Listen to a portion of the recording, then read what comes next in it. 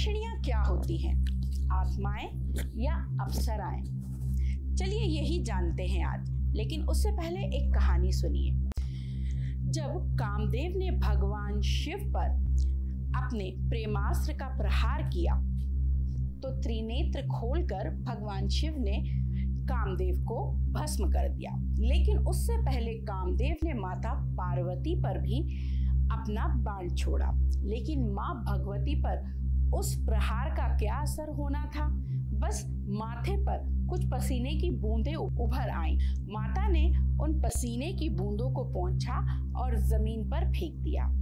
उन्हीं पसीने की बूंदों से यक्षिणियों का जन्म हुआ। ये कहानी कही जाती है यक्षिणियों को लेकर। ये कितनी सही है, कितनी गलत, आज इसी पर चर्चा करेंगे। और हमारे साथ मौजूद हैं वास्तुविद, ज्योतिषाचार्य और साहित्यकार भी कहें डॉक्टर लीना सिंह परमार, और इनसे आज हम बात करेंगे इसी विषय पर जो कि बेहद ही दिलचस्प है और लोगों को इसके विषय में बड़ी जिज्ञासाएं रहती हैं। तो लीना जी, सबसे पहले आप ही बताइए, यक्षिणियाँ क्या होती हैं? जैसा कि आपने बताया कि शिव जी के ऊपर कामदेव ने बाण प्रहार किया था, ये सारी कहानियां हैं जिसकी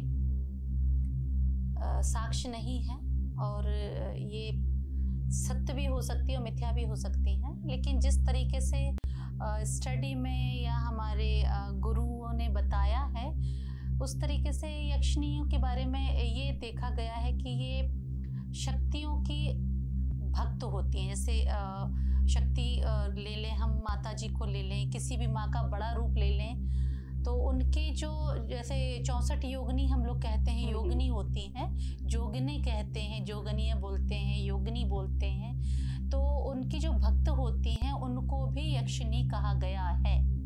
दूसरा, साधना को भी, साधना के विषय को भी यक्षिणी का विषय कहा गया है। कि जैसे कोई आपने साधना सिद्ध कर ली, अब उस साधना का नाम आपको देना पड़ेगा कि ये काम, मैंने ये वाला काम है जो इस साधना को दे दिया है कि आप कान में आके मुझे बताएंगी, तो उसको कर्ण यक्षिणी का रूप दे दिया है। वो देखा जाए तो एक हवा के रूप में ही है, उनका कोई अस्तित्व नहीं है, वो एक साधना है, वो एक स्टडी है। तो ये एंटिटी जिनकी हम बात कर रहे हैं, ये सकारात्मक होती हैं या नकारात्मक? ये दोनों होती है मैडम, और दोनों इस तरीके से होती हैं कि हमको किस तरीके का प्रयोग करना है उनके ऊपर, क्योंकि यक्षिणियों को सिद्ध किया जाता है। और यक्षिणी सिद्ध करना मतलब ये है कि हम अपने कार्य को सिद्ध कर रहे हैं, किस कार्य बाबत कर रहे हैं। अगर हमें जनहित के लिए करना है तो वो यक्षिणी आपका अच्छा करेगी। मैंने भी जैसे पूर्व में बताया कि कर्ण यक्षिणी हो गई आपकी, कामना यक्षिणी हो गई आपकी, धन यक्षिणी हो गई आपकी। तो ये आपका अपना अपना काम करेंगी। अगर वो कर्ण यक्षिणी है, वो है स्प्रिट ही, वो जिसको हमारे हिंदुओं में अगर इसका ही पुरुष रूप ले लेंगे तो प्रेत है, पिशाच है। तो इसी तरीके से हमारे यक्षिणी है, पिशाचनी है और प्रेत आत्माएं हैं। ये सारा एक ही कैटेगरी होती है, बस इनका कार्य अलग होता है, इनका नेचर अलग होता है। अगर आप अच्छे काम के लिए करेंगे तो वो अच्छा काम करेंगी और गलत काम भी वो करती हैं। ये आप पे डिपेंड करता है आपकी सिद्धि के ऊपर। जी, कई ग्रंथों में कहा गया है कि यक्षिणियों का प्रकार अगर बताया जाए तो कुल 36 प्रकार की होती है। कुछ ऐसा कुछ तथ्य कहीं और मौजूद है? हाँ, यक्षिणी जो है नाम के रूप में केवल इतनी ही यक्षिणी है, लेकिन उनको भी कई यक्षिणी असिस्ट करती हैं। उसके अंतर्गत जैसे कोई भी एक यक्षिणी है, उसके भी प्रारूप हैं, उनके द्वारा भी उनको भी असिस्ट करने वाली बहुत सी स्पिरिट्स होती हैं, आत्माएं होती हैं जो छोटे छोटे कार्य करती हैं। अच्छा, लोगों का आजकल जो इंटरेस्ट है ये तंत्र मंत्र और भूत पिशाच यक्षिणियों से जुड़ा हुआ, हर कोई चाहता है कि हमें जल्द से जल्द सफलता मिले, हमें बहुत प्रसिद्धि मिले, हमें बहुत पैसा मिले जी। तो क्या ये किसी को रातों रात अरबपति बना सकती है? इतना पावर होता है?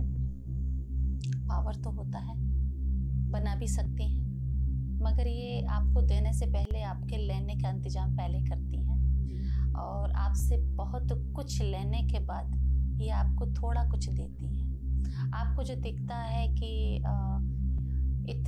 जल्दी शॉर्ट टाइम में इतना ज़्यादा प्रोग्रेस कर लिया या ये, तो ऐसा नहीं होता है। जब अगर इस तरह का पूजन पाठ जब होता है तो जो मध्यस्थ होता है, जो आपके पूजन करता है, जो आपके ज्योतिष हैं, जो आपके तांत्रिक हैं, जो भी इसको बढ़ावा देते हैं, वो आपको बताते ही नहीं है कि उन्होंने उनसे क्या कमिट कर लिया कि वो ये देंगे, वो ऐसा करेंगे। वो समय पे अपनी चीज़ लेके रहती हैं। मतलब ये एक तरह का डील है। यस डील है। और जाहिर बात है कि अगर वो आपको इतना कुछ दे सकती हैं, जो भौतिक वस्तुएं हैं, तो वो ज़रूर आपसे कुछ ऐसा मांगेंगी जो वो पा नहीं सकती होंगी, या वो एक मनुष्य के रूप में ही कोई उनको दे पाता होगा। देखिए, आप उनका सिद्धि कर रहे हैं अपनी कामना के लिए, और वो आपसे अपनी कामना मनवाएंगी। उनकी भी अपनी कामना होती है। जिस पे शरीर नहीं होता है उसको शरीर की कामना होती है, वो आपसे शरीर लेंगी। उनके पास संतति नहीं है, बच्चे नहीं हैं, ईश्वर ना करे। इस तरीके के भी मैंने केसेस देखे हुए हैं कि संतान नहीं हो रही है, या हो रही है तो नहीं रही। तो किसी भी तरीके से जो चीज़ उन पे नहीं है वो अपनी कामना सिद्ध करेंगी, और आपको आपकी कामना सिद्ध कराती रहेंगी। आप छल में रहेंगे कि आपके साथ बहुत प्रोग्रेस में हैं आप, मगर नहीं, वो 100% लेने के बाद आपको 70% देती हैं। अच्छा, क्या वाकई यक्षिणी को साधना इतना आसान है? यही तो बात है। यही बात है कि है ही नहीं। आप ना सामाजिक रह जाते हैं, ना आप पारिवारिक रह जाते हैं। अच्छा, तो ये जो यक्षिणी, ये तो आपने बता दिया कि एक तरह से ये पिशाचिनी है, प्रेत ही है। तंत्र मंत्र में इसका कितना उपयोग होता है? तंत्र मंत्र में देखिए, तंत्र मंत्र जो आज के भाषा में बोला जाता है, इसको बहुत बड़ा एक हवा बना के रख दिया गया है। तंत्र पहले भी होता था। आप अगर एक नज़र भी उतारते हैं तो ये तंत्र है। अगर आप बच्चे को काला टीका लगा देते हैं तो वो भी एक तंत्र है। अच्छा, ये बात नॉर्मली यही बात कही जाती है कि अगर आप सात्विक तरीके से किसी का आवाहन करना चाहते हैं, किसी को सिद्ध करना चाहते हैं, तो उसमें बड़ा लंबा समय लगता है। इसीलिए लोगों को शॉर्टकट जो है वो बहुत अपील करता है।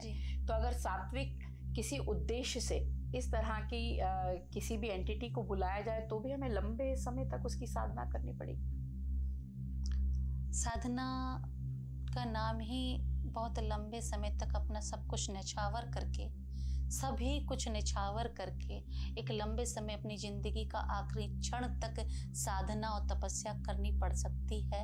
इसलिए हम नकारात्मक की तरफ चले जाएं। ये चीज़ें जल्दी, गंदी चीज़ें जल्दी प्रभावित करती हैं, गंदे रास्ते जल्दी मिल जाते हैं, गंदे मित्र जल्दी मिल जाते हैं। तो जिस तरीके से अच्छे मित्र पूरी ज़िंदगी में शायद लास्ट में जाके मिलते हैं, ऐसे साधना और तपस्या, ईश्वर को प्राप्ति, जो ईश्वर की प्राप्ति है, उसके लिए आपको सभी कुछ न्यौछावर करना पड़ता है। तो साधना अगर कोई करना चाहता है तो उसके बहुत सारे रास्ते हैं, और ऐसा नहीं है कि आपको अगर जीवन में कुछ पाना है तो सिर्फ नकारात्मक शक्तियों से या भूत पिशाच से जुड़कर ही आप कुछ पा सकते हैं। तो आखिर वो क्या तरीके हो सकते हैं और कौन सी ऐसी एंटिटीज है जिनसे हमें बचना चाहिए, इन सब के बारे में हम आपको बहुत कुछ बताने वाले हैं। तो जो कुछ भी आपकी जिज्ञासाएं हैं आप कमेंट करके ज़रूर हमें भेजें, क्योंकि हमारे साथ मौजूद हैं एक पैरानॉर्मल एक्सपर्ट जिनको इस क्षेत्र में काफ़ी अच्छी नॉलेज है। माँ कामाख्या का लीना जी पर विशेष आशीर्वाद है, और इसके चलते ये आपकी सभी समस्याओं का निराकरण कर सकती है। तो आपकी जो भी जिज्ञासा है वो आप हमें कमेंट करके ज़रूर भेजें। और हाँ, आपकी भलाई के लिए ही हमने इस एपिसोड में वो सारी बातों को शामिल किया जो न सिर्फ आपके मन की जिज्ञासाओं को शांत करेंगी, बल्कि आपको सही रास्ते पर में ले जाने में भी कामयाब होंगी। जाते जाते मैं अपने दर्शकों को कुछ एक बातें कहना चाहूँगी कि जिस तरीके से ईश्वर है, हमें विश्वास है कि ईश्वर है, इसी तरीके से ये जितनी भी नकारात्मक चीज़ें हैं जो आज के समय में बहुत बड़ा विषय बन के बैठी हैं, उन पे केवल विश्वास करिए, अंधविश्वास ना करें और इनका प्रयोग ना करें। हाँ, ये बहुत बहुत बड़ा अध्ययन का विषय है।